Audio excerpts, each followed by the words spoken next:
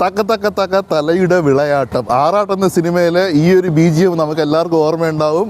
ആ BGM സത്യം പറഞ്ഞു കഴിഞ്ഞാൽ ഇന്ന് റിലീസായ ഗുഡ് ബാഡ് അഗ്ലി എന്ന സിനിമയ്ക്കാണ് ഏറ്റവും കൂടുതൽ യോജിക്കുന്നത് എന്നാണ് എൻ്റെ വ്യക്തിപരമായ അഭിപ്രായം.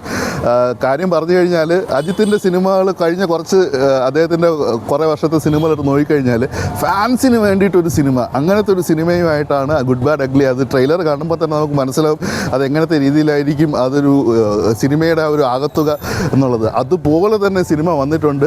ഇത് ഫുൾ ഓൺ അജിത് കുമാർ ഷോയാണ്. AK അജിത് കുമാർ, അല്ലാതെ വേറെ ഒന്നും സിനിമയ്ക്കകത്തില്ല.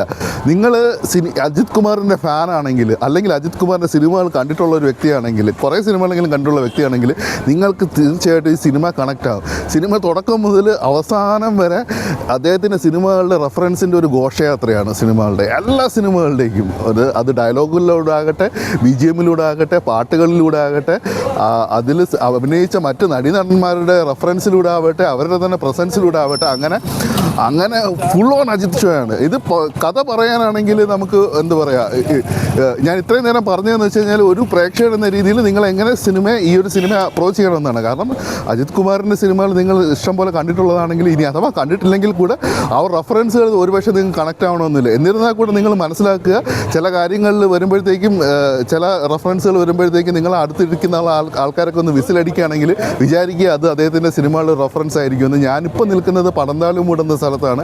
അത് കന്യാകുമാരി തിരുവനന്തപുരം ജില്ലകളുടെ ബോർഡറിൽ വരുന്നത് എന്ന ഒരു പ്രത്യേക ഒരു സ്ഥലമാണ്. അതായത് തിയേറ്റർ ഇരിക്കുന്നത്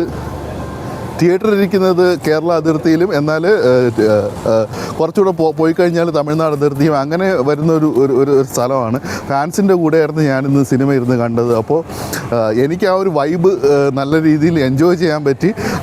പരമാവധി അങ്ങനത്തെ ഒരു സിംഗിൾ സ്ക്രീൻ തിയേറ്ററിൽ നിങ്ങൾ ഈ ഒരു സിനിമ ഫാൻസിൻ്റെ കൂടെ ഇരുന്ന് കാണുകയാണെങ്കിൽ തീർച്ചയായിട്ടും നിങ്ങൾക്ക് ആ ഒരു വൈബ് നിങ്ങളിലേക്ക് കണക്റ്റായി നിങ്ങൾക്കത് സിനിമ എൻജോയ് ചെയ്യാൻ പറ്റും. ഇനി സിനിമയിലേക്ക് വന്നു കഴിഞ്ഞാൽ നമുക്ക് എല്ലാവർക്കും അറിയാവുന്ന പോലെ തന്നെ ഒരു ട്രെയിലറിൽ നിന്ന് തന്നെ ഒരു ഏകദേശ തുക നമുക്ക് മനസ്സിലാവും. ഇദ്ദേഹം ഒരു എന്താ പറയുക, വലിയൊരു പാസ്റ്റ് ഉണ്ടായിരുന്ന ഒരു ഗാങ്സ്റ്ററാണ്. അദ്ദേഹം നല്ലൊരു ലൈഫ് അതെല്ലാം വിട്ടിട്ട് വേറൊരു ലൈഫിലേക്ക് പോകുന്നു, അദ്ദേഹത്തിൻ്റെ ഫാമിലി ലൈഫിലേക്ക് പോകുന്നു. അതിന് തൻ്റെ പാസ്റ്റിനെ ക്ലീൻസ് ചെയ്യാൻ വേണ്ടിയിട്ട് അദ്ദേഹം തന്നെ സ്വയം കുറ്റങ്ങളെല്ലാം ഏറ്റെടുക്കുന്നു. പിന്നെ അതിനുശേഷം അദ്ദേഹത്തിൻ്റെ കുടുംബത്തിൽ ചില കാര്യങ്ങൾ സംഭവിക്കുന്നു. അതിനുശേഷം അദ്ദേഹം അതിൻ്റെ റിവെഞ്ച് എടുക്കുന്നതാണ്. ഇതാണ് ഒരു സിനിമയുടെ ഒരു ഓൺലൈൻ എന്ന് പറഞ്ഞു കഴിഞ്ഞാൽ. പക്ഷേ ഇതിന് കഥയ്ക്ക് ഇവിടെ പ്രസക്തിയില്ല. ഞാനിവിടെ തുടക്കത്തിൽ മുതലേ പറഞ്ഞതുപോലെ തക തലയുടെ വിളയാട്ടം. അജിത് കുമാർ വരുന്നു. അത് ചിലർക്കെങ്കിലും ഒരുപക്ഷെ അദ്ദേഹത്തിൻ്റെ ഫാൻസ് അല്ലാത്തവർക്ക് ഒരുപക്ഷെ ചിലപ്പോൾ സെക്കൻഡ് ഹാഫിൽ ഇത് റിപ്പറ്റേറ്റീവായിട്ട് തോന്നിയേക്കാം. എനിക്ക് സിനിമയുടെ വേണമെങ്കിൽ നെഗറ്റീവായിട്ട് നമുക്ക് പറയാൻ പറ്റുന്ന ഒരു കാര്യം അതാണ്. കാരണം ചില കാര്യങ്ങൾ റിപ്പറ്റേറ്റീവായിട്ട് തീർന്നുണ്ട്. പിന്നെ കഥയ്ക്ക് ഞാൻ പറഞ്ഞ പോലെ ഇവിടെ ഒരു പ്രസക്തി വലുതായിട്ട് വരുന്നില്ല. കാരണം വളരെ പ്രഡിക്റ്റബിൾ ആയിട്ടുള്ളൊരു കഥ തന്നെയാണ്. അതാണ് ഈ ഒരു സിനിമയുടെ ഒരു വീക്ക് പോയിൻ്റായിട്ട് നമുക്ക് പറയാമെന്നുള്ളത്. പക്ഷേ ഇത് പല കാര്യങ്ങളും ഇങ്ങനെ റെഫറൻസ് ഇങ്ങനെ വരുമ്പോഴത്തേക്ക് നമ്മളിങ്ങനെ എൻഗേജ് ചെയ്യിപ്പിച്ചിരിക്കും. പ്രത്യേകിച്ച് എടുത്ത് പറയേണ്ടത് ഒരു സിനിമയുടെ ഒരു ഇൻ്റർവെൽ ബ്ലോക്കാണ്. ഇൻ്റർവെൽ ബ്ലോക്ക് എന്നൊക്കെ പറഞ്ഞു കഴിഞ്ഞാൽ നമ്മൾ പെട്ടെന്ന് ഒരു പ്രതീക്ഷിക്കാത്ത ഒരു ഡയലോഗ്, ഒരു പഞ്ച് ഡയലോഗൊക്കെയാണ് ഈ സിനിമയ്ക്കകത്ത് വരുന്നത്. അങ്ങനെ ആകത്തുക എന്ന് വെച്ച് കഴിഞ്ഞാൽ, കാരണം ഈ ഒരു മൂഡ് നിങ്ങൾക്ക്, ഞാൻ ഇത്രയും പറഞ്ഞതിൽ നിന്ന് തന്നെ എൻ്റെ ഒരു എക്സൈറ്റ്മെൻറ്റ് നിങ്ങൾക്ക് മനസ്സിലാവുമെന്ന് വിചാരിക്കുന്നു. കാരണം ഈ ഒരു മൂഡ് നിങ്ങൾക്ക് മനസ്സിലായില്ലെങ്കിൽ ഈ ഒരു സിനിമ നിങ്ങൾ ഒരിക്കലും എൻജോയ് ചെയ്യാൻ പറ്റില്ല. അതായത് ഇതെന്ന് വെച്ച് കഴിഞ്ഞാൽ ഒരു സാങ്കല്പിക ലോകത്ത് കിടക്കുന്ന ലോജിക്ക് നോക്കാൻ പാടില്ല. ഇത് വെറും എൻ്റർടൈൻമെൻറ്റ്. വയലൻസ്.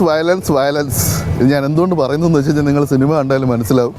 അങ്ങനെ എൻ്റർടൈൻമെൻറ്റ്. ഇതിനകത്ത് അയ്യോ അതെങ്ങനെ സംഭവിച്ചു, ഇതെങ്ങനെ സംഭവിച്ചു, അതങ്ങനെയല്ലല്ലോ, ഇതിങ്ങനെയല്ലല്ലോ, ഇയാളാണല്ലോ, അതാളാണല്ലോ, അങ്ങനെയൊന്നും നോക്കിയിട്ട് കാര്യമില്ല. ഇത് AKയുടെ കൂടെ കുറേ പേര് വരുന്നുണ്ട്. അതേപോലെ വില്ലൻസ് കുറേ പേര് വരുന്നുണ്ട്. പക്ഷേ അതിനൊന്നും ഇവിടെ പ്രസക്തിയില്ല. അപ്പോൾ എനിക്ക് തോന്നുന്നു ഏകദേശം ഒരു സിനിമയെക്കുറിച്ചുള്ള ഒരു ആകത്തുക ഞാൻ പറഞ്ഞു എന്നാണ് ഞാൻ വിശ്വസിക്കുന്നത്. അപ്പോൾ ഇതാണ് സിനിമയെക്കുറിച്ചുള്ള എൻ്റെ വ്യക്തിപരമായ അഭിപ്രായം. നിങ്ങൾ ഇങ്ങനത്തെ രീതിയിൽ നിങ്ങൾ സിനിമ അപ്രോച്ച് ചെയ്തു കഴിഞ്ഞാൽ തീർച്ചയായിട്ടും നിങ്ങൾക്ക് സിനിമ ഇഷ്ടപ്പെടും.